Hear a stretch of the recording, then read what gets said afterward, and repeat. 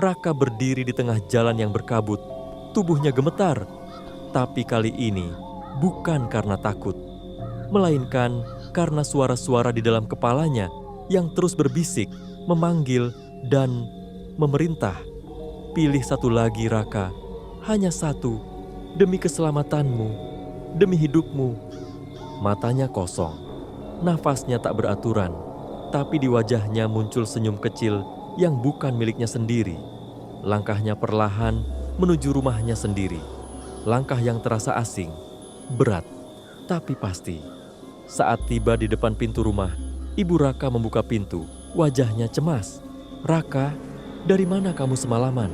Ibu khawatir banget." Raka menatap ibunya lekat-lekat. Sesuatu dalam dirinya berusaha berontak, ingin memeluk ibunya.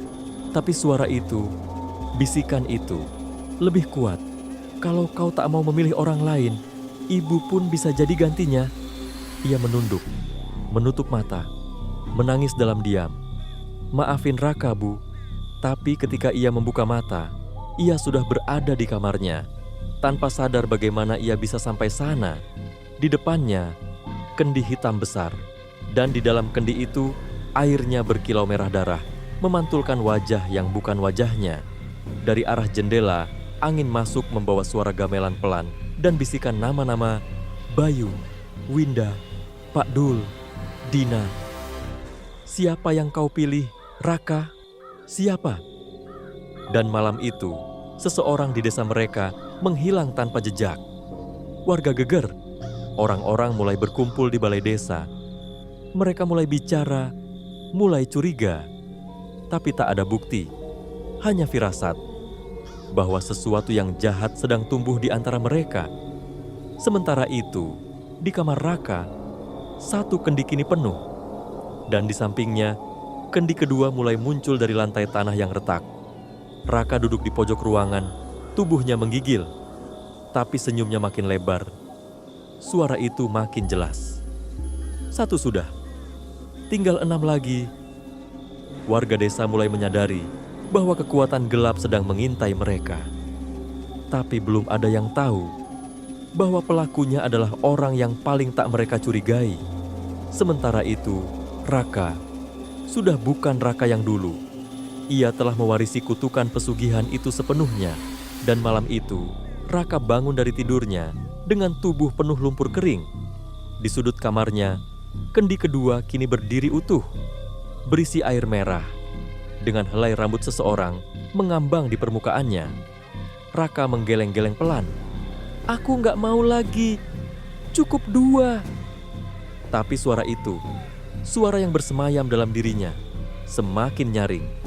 2 belum cukup, pesugihan butuh 7. 7 jiwa untuk 7 janji.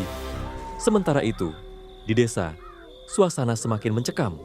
Pak Dul, tetua desa yang dikenal sering menjaga makam tua di hutan belakang, menghilang tanpa jejak sejak malam Jumat Kliwon. Warga mulai resah. Dalam 1 minggu, 2 orang lenyap. Tanpa tanda, tanpa suara, tanpa saksi, warga mulai berembuk. Dan nama Raka perlahan mulai disebut-sebut. Waktu Bayu hilang, Raka yang terakhir bersamanya.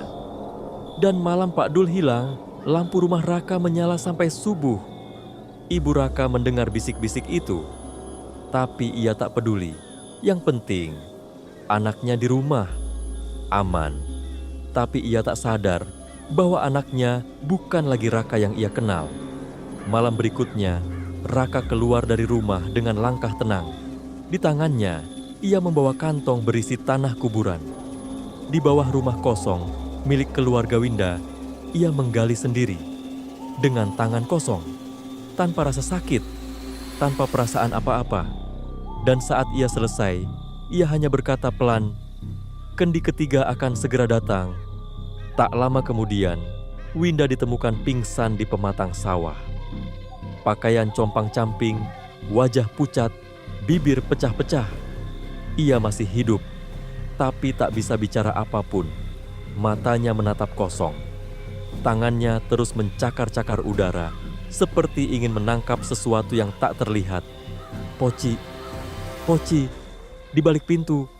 Hanya itu yang keluar dari mulutnya malam itu. Raka menyaksikan dari jauh. diameter datar, lalu pulang. Dan benar saja, di kamar gelapnya, kendi ketiga mulai muncul, merambat keluar dari lantai seperti akar neraka yang mencari mangsanya. Desa mulai berani bertindak, dan seseorang yang tak terduga mulai menyelidiki kebenaran di balik pesugihan Poci. Tapi Poci tidak suka diusik, dan setiap yang tahu rahasia ini akan jadi tumbal selanjutnya. Adalah Bularas, guru SMP yang dulu pernah mengajar Raka, yang pertama kali merasa ada yang janggal. Sejak Winda ditemukan dengan kondisi mengenaskan dan 2 warga hilang sebelumnya, Bularas mulai menyusun potongan-potongan aneh yang tak bisa dijelaskan. Ia mencatat tanggal, tempat, dan nama-nama yang berkaitan, semuanya berujung pada satu nama, Raka. Anak itu berubah, katanya pelan pada suaminya. Dan aku takut dia terlibat sesuatu yang lebih besar dari sekadar kutukan. Malam itu, Bularas memutuskan melakukan hal yang tak pernah berani dilakukan siapapun. Ia mendatangi rumah tua keluarga Raka, tempat ayahnya dulu menghilang secara misterius 5 tahun lalu. Rumah itu kosong, sudah lama ditinggalkan, tapi tanah di depannya terlihat seperti baru digali. Saat Bularas menyalakan senter dan menyusuri dalamnya rumah, udara langsung berubah dingin. Bau melati dan tanah basah bercampur jadi satu, menyesakkan dada. Ia menemukan kendi tua, tersembunyi di balik lemari yang separuh lapuk. Dan saat ia menatap ke dalam kendi itu, ia melihat dirinya sendiri, tapi wajahnya seperti sudah mati. "Ini bukan kendi biasa," bisiknya ketakutan. Tiba-tiba, pintu rumah tertutup sendiri. Langkah kaki terdengar dari loteng, dan suara gamelan mulai bergema, pelan, menyeramkan. Bularas berlari keluar, menjatuhkan cermin kecil dari tasnya. Tapi ia tak sadar, di balik jendela, Raka memperhatikan semua itu. Keesokan harinya, warga desa dikejutkan oleh kabar. Bularas menghilang. Rumahnya kosong, tak ada jejak kekerasan. Hanya ada tulisan di kaca jendela rumahnya, ditulis dari dalam pakai darah. Yang menyentuh rahasia akan disembunyikan selamanya. Satu demi satu, orang-orang yang mencoba menyelidiki mulai jatuh. Sementara itu, Raka duduk di kamarnya. Kini, ada 4 kendi di depannya. 4 wajah, 4 tumbal. Dan Poci, berkebaya putih, berambut panjang, kini berdiri lebih dekat darinya. Ia tidak hanya datang saat malam, tapi sudah tinggal di dalam rumah. Bahkan, di balik cermin, di balik suara hati. 3 lagi Raka, hanya 3 lagi, dan kamu akan mendapatkan semuanya. Apakah ia siap mengorbankan orang yang ia cintai sendiri demi menyelesaikan perjanjian? Atau apakah masih ada harapan untuk keluar dari kutukan ini? Tapi ingat, Poci tak pernah membiarkan perjanjian dibatalkan tanpa nyawa yang dibayar. Dan Raka tahu itu. Malam itu, ia duduk sendirian di kamar yang makin gelap, di mana 4 kendi telah berjejer rapi seperti altar kematian. Bayangan Poci muncul di cermin di depannya, perlahan tapi pasti mendekat, seperti benar-benar akan keluar dari kaca. 3 lagi Raka, hanya 3. Kau tahu siapa mereka? Orang terdekat adalah tumbal paling sempurna. Raka menggeleng keras. "Enggak, jangan sentuh mereka." Tapi suara itu hanya tertawa, serak dan panjang. "Sudah terlambat. Kau yang memilih jalan ini." Dan malam itu, mimpi Raka dipenuhi bayangan masa kecilnya. Saat ia masih bermain dengan Bintang, adik sepupunya yang kini tinggal bersamanya sejak orang tuanya meninggal. Bintang, satu-satunya yang masih membuat Raka merasa punya hati. Tapi dalam mimpi itu, Raka melihat sesuatu yang tak bisa ia lupakan. Bintang ditarik ke dalam kendi. Tubuhnya terlipat, wajahnya membiru, dan tangan kecilnya menampar dinding kendi dari dalam, minta tolong. Raka terbangun dengan keringat dingin, dan kendi kelima mulai retak dari lantai. Belum berwujud penuh, Tapi itu pertanda calon tumbal sudah ditentukan. Sementara itu, warga desa mulai bergerak. Setelah menghilangnya Bularas, ada satu nama yang mencuat, Pak Ustadz Rahman, tokoh agama yang sudah lama tahu ada sesuatu di balik keluarga Raka. Ia diam selama ini karena tak punya bukti, tapi kini ia datang langsung ke rumah Raka membawa Al-Quran dan air ruqyah. Raka, buka pintunya nak. Kita bisa hentikan ini sebelum semuanya terlambat. Tapi yang membuka pintu bukan Raka, melainkan ibunya. Wajahnya pucat, dan dari balik bahunya tampak bayangan wanita berkebaya putih berdiri diam memandang Pak Ustadz dengan mata kosong yang tak berkedip. Pak Ustadz mundur satu langkah. Naudzubillah, ini bukan manusia. Di malam yang sama, bintang demam tinggi. Tubuhnya menggigil, dan di dinding kamarnya muncul bekas telapak tangan kecil yang meneteskan darah. Raka hanya bisa duduk mematung. Ia mulai sadar, jika ia tak menyerahkan tumbal berikutnya, Poci akan mengambilnya sendiri, menyerahkan orang yang ia cintai untuk memenuhi perjanjian, atau melawan kekuatan Poci dan bersiap kehilangan segalanya. Tapi satu hal pasti, Poci tak akan menunggu lebih lama. Dan ketika kendi ketujuh penuh, neraka akan turun di desa itu. Raka tahu waktunya tak banyak. Bintang terbaring lemah di kasur, kulitnya pucat keabu-abuan, keringat dingin membasahi lehernya. Dari balik gorden, Poci berdiri membisu, menyaksikan semua dengan senyum penuh kemenangan. Ia akan menjadi milikku, kecuali kau memilih yang lain malam ini. Suara itu tak lagi berbisik, kini bergema di seluruh rumah, membuat lampu-lampu berkedip, membuat udara jadi seperti tercekik.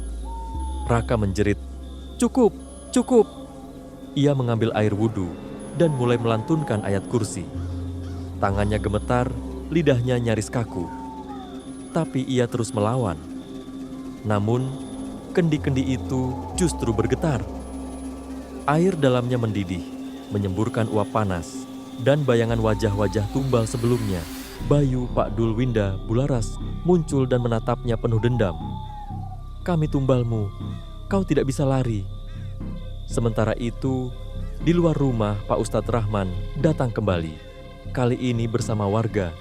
Mereka membawa obor, ayat-ayat suci, dan keberanian. Malam ini, kita harus usir setan itu dari desa.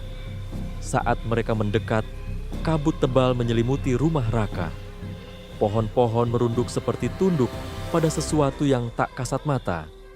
Langit malam berubah merah, dan gamelan tua mulai terdengar dari tanah, seolah desa sedang disambut oleh iblis sendiri. Ibu Raka tiba-tiba menjerit dari dalam rumah, "Tolong! Raka hilang! Dia bukan anakku lagi!" Saat warga menerobos masuk, mereka hanya menemukan kamar kosong dan 7 kendi yang kini sudah utuh sempurna. Bintang menghilang. Di tempat lain, di ruang gelap entah di mana, Raka terduduk sendirian. Tangannya berlumur tanah, matanya basah, tapi mulutnya tersenyum pelan. "Sekarang aku tahu, tak ada yang bisa melawan Poci, bahkan cinta pun tidak." Dan dari balik bayangan, Poci mendekat. Ia menyentuh kepala Raka pelan, seperti seorang ibu menyambut anaknya kembali. Tumbal ketujuh akan segera dikorbankan. Mungkinkah ada jalan keluar dari perjanjian darah ini? Atau justru akhir dari desa itu sudah ditulis sejak dulu? Dan memang benar, masa lalu tak pernah mati. Ia hanya menunggu waktu untuk bangkit. Raka, yang kini terjebak di antara alam sadar dan kegelapan pesugihan, dibawa Poci ke sebuah tempat yang tak pernah ia lihat sebelumnya, tapi terasa sangat familiar. Tanah lapang, dipenuhi bambu tua, dan sebuah sumur tua yang dikunci dengan rantai besi. Disinilah semuanya dimulai, di mana darah pertama ditumpahkan. Poci berdiri di tepi sumur. Dari balik kain kebayanya yang koyak, ia menarik keluar gulungan kain kafan yang sudah menghitam dan berbau busuk. "Lihatlah Raka, lihat dosa leluhurmu." Raka menyentuh kafan itu, dan seketika tubuhnya seperti dilempar ke masa lalu. Tahun 1965, desa yang sama, tapi jauh lebih sepi, lebih gelap. Seorang dukun wanita, Nyi Warni, dibakar hidup-hidup oleh warga karena dituduh mengandung anak hasil pesugihan dengan makhluk halus.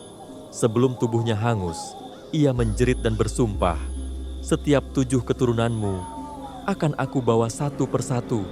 Tak ada yang selamat, tak ada yang bisa kabur dari janji darah ini." Dan lelaki yang memberi perintah pembakaran itu adalah kakek Raka. Poci yang selama ini menampakkan diri sebagai wanita anggun, kini berubah. Wajahnya rusak, mata hitamnya membelah jadi 2, lidahnya panjang menjulur ke dada. "Aku adalah janji yang kau warisi, Raka. Kau bukan korban, kau pewaris. Dan tumbal terakhir adalah darahmu sendiri." Raka berteriak, mencoba kabur, tapi bayangan warga masa lalu mulai mengepungnya. Satu persatu, mereka menatapnya penuh kebencian, seolah semua dosa turun dan menumpuk di pundaknya. Di dunia nyata, warga desa geger. Pak Ustadz dan beberapa pemuda menemukan makam tua di belakang rumah Raka yang tiba-tiba terbuka sendiri. Di dalamnya, tak ada jasad, hanya ketujuh yang kini mulai retak. Bintang masih belum ditemukan, tapi semua orang bisa merasakan malam Jumat berikutnya akan menjadi penentu. Apakah desa ini akan selamat atau jadi ladang tumbal terakhir? Raka akan dihadapkan pada pilihan terakhir, mengorbankan dirinya atau membiarkan Bintang mati sebagai tumbal penutup. Dan untuk pertama kalinya, Poci akan menunjukkan wujud aslinya sepenuhnya. Bukan hanya roh penagih tumbal, tapi ratu dari perjanjian pesugihan paling keji yang pernah ada. Siapkah kamu melihatnya? Atau lebih baik tidak pernah tahu sama sekali? Tapi Raka sudah tahu, dan ia sudah melihat wujud asli Poci. Bukan lagi sosok wanita cantik berkebaya putih. Kini di hadapannya berdiri makhluk mengerikan, setengah tubuh wanita, setengah tubuh busuk membengkak, dengan kuku-kuku menghitam dan mahkota dari tulang bayi. "Aku bukan sekadar penagih, aku adalah ratu pesugihan, penjaga janji yang kalian buat dengan darah dan kebohongan." Langit malam di dunia nyata memerah, petir menyambar tanpa henti, dan di tengah alun-alun desa, kendi ketujuh pecah dengan suara seperti jeritan ribuan roh. Dari dalamnya keluar kabut hitam yang merayap pelan ke setiap rumah, mencari siapa yang belum menepati janji, mencari siapa yang harus dibayar. Pak Ustadz Rahman yang kini memimpin warga dalam doa mulai kehilangan kekuatan. Banyak warga jatuh pingsan, kerasukan, bahkan ada yang tubuhnya tiba-tiba membiru seperti dicekik dari dalam. Kita sudah terlambat. Ini bukan hanya urusan Raka, ini kutukan desa kita. Kita semua bersalah. Di sisi lain, Raka terbangun di sebuah ruang bawah tanah yang penuh sesajen dan foto-foto lama. Ia melihat gambar kakeknya, neneknya, dan dirinya sendiri, tertusuk paku di mata dan di dada. Di depan foto itu, duduk Bintang, tak sadarkan diri, napasnya semakin lemah. "Satu nyawa untuk membayar semuanya," bisik Poci. "Pilih, darahmu atau darahnya." Tapi tiba-tiba, suara lain menggema. Bukan dari dunia gaib, tapi dari hati Raka sendiri. "Tidak ada warisan dosa. Aku memilih menghentikan ini malam ini." Dengan tekad membara, Raka mengambil pecahan kendi ketujuh dan menusukkannya ke dadanya sendiri. Darah muncrat, membasahi lantai tanah. Suara gemuruh terdengar. Poci menjerit, jeritan paling menusuk sepanjang malam itu. "Tidak! Kau mengingkari takdirmu. Kau pengkhianat darah." Namun, cahaya mulai keluar dari tubuh Raka. Cahaya itu menyilaukan, membakar segala kegelapan di sekelilingnya. Sumur kutukan meledak, kendi-kendi meleleh, dan wujud Poci terbakar perlahan, menjadi abu. Di dunia nyata, Bintang terbangun, matanya berkaca-kaca. Ia berbisik lirih, Kak Raka, tapi Raka tak ada. Yang tersisa hanya pakaian berdarah dan kain kafan terbakar, serta angin sejuk yang untuk pertama kalinya terasa damai di desa itu. Apakah benar kutukannya telah selesai, atau ada sesuatu yang belum dikubur dengan sempurna? Karena kadang, yang tampak berakhir hanyalah permulaan lain. Pagi itu, kabut yang biasanya menggantung di langit desa Kertajati perlahan sirna. Burung-burung kembali bersuara. Orang-orang keluar rumah dengan rasa lega yang tak bisa dijelaskan. Tapi di sudut makam tua, sebuah gundukan tanah bergerak sendiri. Pak Ustadz Rahman yang datang bersama Bintang untuk berdoa di makam Raka merasakan hawa dingin merayap naik dari tanah. Bintang tiba-tiba terdiam. Ia menunjuk ke arah pohon beringin yang berdiri di sisi makam. "Pak, itu kain kafannya muncul lagi." Dan benar, kain kafan terbakar yang seharusnya habis dilalap api kini kembali utuh. Terikat pada sebuah tulang rahang manusia dengan simbol pesugihan terukir di atasnya. Sementara itu, di rumah Raka, Bularas, ibu Raka, menemukan sebuah buku catatan tua di bawah lantai papan yang rusak. Buku itu ditulis dengan tinta merah. Isinya bukan catatan biasa, tapi perjanjian darah yang belum lengkap. Halaman terakhirnya masih kosong, tapi sudah ada satu nama yang tertulis samar di sana. Bintang. Tumbal belum sempurna, bisik suara dalam pikiran Bularas. Karena yang benar-benar berharga adalah cinta yang tersisa. Bularas menangis. Ia sadar, kutukan itu belum selesai. Meskipun Raka mengorbankan dirinya, Bintang tetap bagian dari darah yang terikat. Malam harinya, Bintang mulai bermimpi buruk. Ia melihat dirinya di dalam rumah tua penuh asap, dengan bayi-bayi menangis dan kendi berderet ulang. Suara Poci kembali terdengar, meski tubuhnya sudah dibakar. "Kau pikir aku bisa dimusnahkan oleh satu nyawa? Kutukan tidak mati, ia hanya menunggu tubuh baru." Dan tiba-tiba, Bintang melihat wajahnya sendiri berubah dalam mimpi menjadi Poci. Bintang akan mulai mengalami perubahan tak kasat mata. Apakah ia akan jadi penerus kutukan? Ataukah ada cara terakhir untuk memutus rantai pesugihan yang diwariskan selama 7 generasi? Satu hal yang pasti, musuh sebenarnya belum benar-benar terkubur. Bintang terbangun dari tidurnya dengan napas tersengal. Tubuhnya basah oleh keringat dingin. Tapi yang membuatnya panik adalah bayangan di cermin.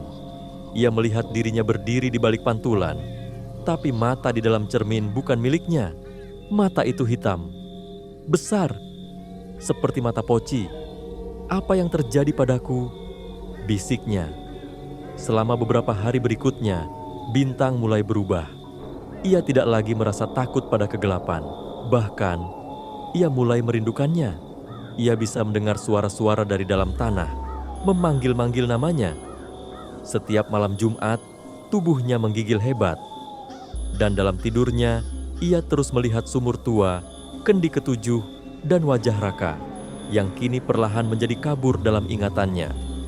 Sementara itu, Pak Ustadz Rahman menyelidiki simbol pesugihan yang terukir di rahang manusia yang muncul dari makam. Ia menemukan fakta mengejutkan di kitab lama milik almarhum Kiai Bustomi. Jika tumbal tak sempurna, pesugihan akan mencari wadah baru. Biasanya, yang paling dicintai oleh tumbal sebelumnya. Pak Ustadz segera mencari Bintang. Tapi saat ia sampai di rumah Bularas, suasananya sepi, mencekam. Jendela terbuka, angin malam masuk bersama bau kemenyan terbakar. Di tengah ruang tamu, ada jejak kaki telanjang penuh tanah mengarah ke kamar Bintang. Pak Ustadz membuka pintu perlahan, dan saat itu, ia melihat Bintang sedang berdiri di tengah lingkaran api. Matanya merah, mulutnya bergumam mantra dalam bahasa yang sudah lama dilupakan. Poci sudah tidak membutuhkan jasad lama, dia memilihku sekarang. Apakah Bintang masih bisa diselamatkan? Atau ia justru menjadi ratu kutukan baru yang akan memulai siklus pesugihan dari awal? Karena kutukan sejati bukan hanya soal tumbal, tapi saat cinta berubah menjadi warisan neraka. Pak Ustadz Rahman terpaku. Ia menatap bintang yang berdiri di tengah lingkaran api dengan mata merah menyala dan wajah setengah asing, setengah milik Poci. Astagfirullah. Bintang, sadarlah, itu bukan kau. Teriak Pak Ustadz, suaranya bergetar. Tapi Bintang, atau makhluk di dalam tubuhnya, hanya tersenyum dingin. Ia melangkah perlahan mendekati Pak Ustadz. Langkahnya meninggalkan jejak hitam yang membakar lantai kayu. Kau pikir Raka mengorbankan diri untuk mengakhiri kutukan? Tidak, Ustadz. Dia hanya membuka jalan bagiku untuk lahir kembali. Tiba-tiba, seluruh rumah bergetar. Dinding-dinding retak, cermin pecah sendiri. Dan dari bawah lantai, suara tangisan bayi, ratusan suara menggema bersamaan. Pak Ustadz segera menarik tasbihnya, membaca ayat-ayat suci sekuat tenaga. Tapi makhluk dalam tubuh Bintang malah menertawakannya. Ayat-ayat itu hanya bekerja untuk manusia, tapi aku sudah lebih dari itu. Sementara itu, di luar rumah, Bularas datang dengan membawa buku perjanjian yang ia temukan. Di tangannya ada darah segar Raka yang masih tersimpan di kain bekas luka pengorbanannya. Ia membacakan nama Raka dengan air mata yang tak terbendung. Ya Allah, demi darah anakku, jangan biarkan Bintang jadi warisan iblis. Tiba-tiba, api lingkaran padam. Bintang menjerit. Antara suaranya sendiri dan suara Poci saling tumpang tindih, bertabrakan seperti dua arwah yang berebut tubuh. Raka! Dan entah bagaimana, cahaya putih tiba-tiba meledak dari dalam dada Bintang. Tubuhnya terpental, nafasnya berat. Saat ia membuka mata, warna matanya kembali seperti semula. Ia menangis, memeluk Bularas sambil gemetar. Aku hampir membunuh Ustadz. Tapi sebelum mereka lega, tanah di bawah rumah retak. Dari celah itu, tangan-tangan hitam mulai muncul. Dan suara Poci terdengar untuk terakhir kalinya malam itu. Kalian mungkin menyelamatkan Bintang, tapi aku sudah bangkit. Dan kini, aku tidak butuh tubuh manusia lagi.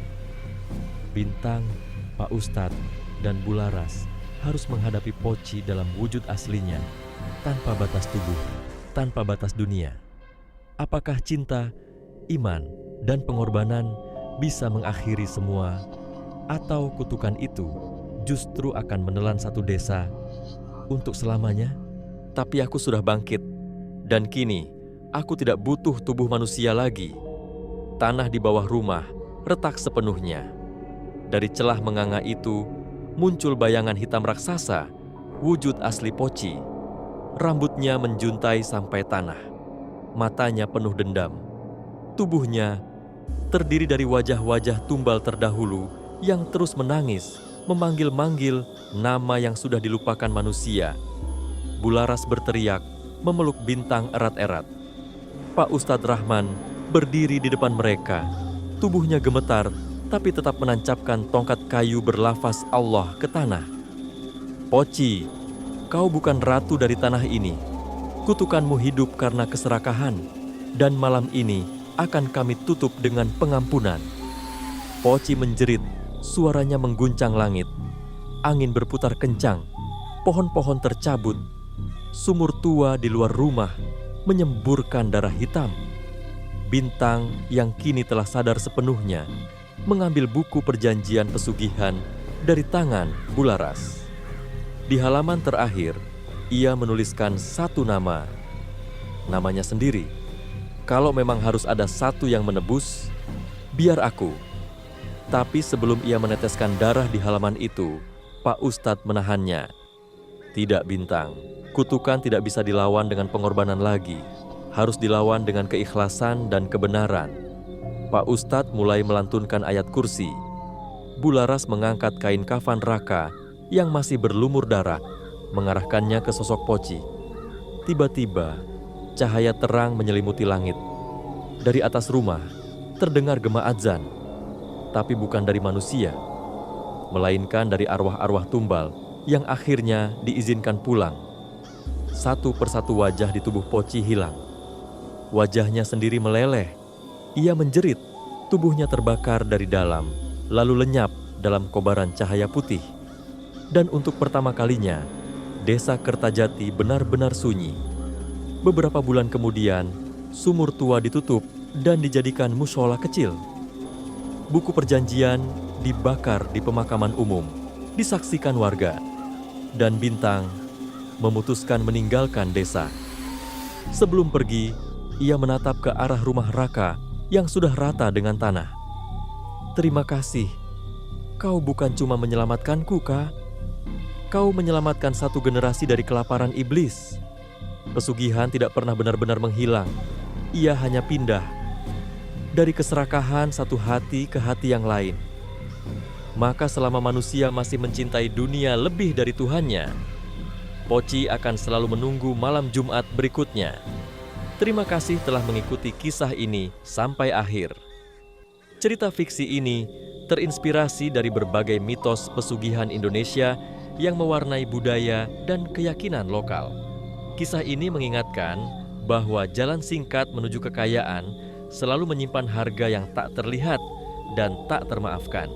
Jika kamu suka cerita ini, jangan lupa like, share, dan subscribe agar kisah-kisah mistis lainnya bisa terus hidup di kanalmu. Fire and Ghost.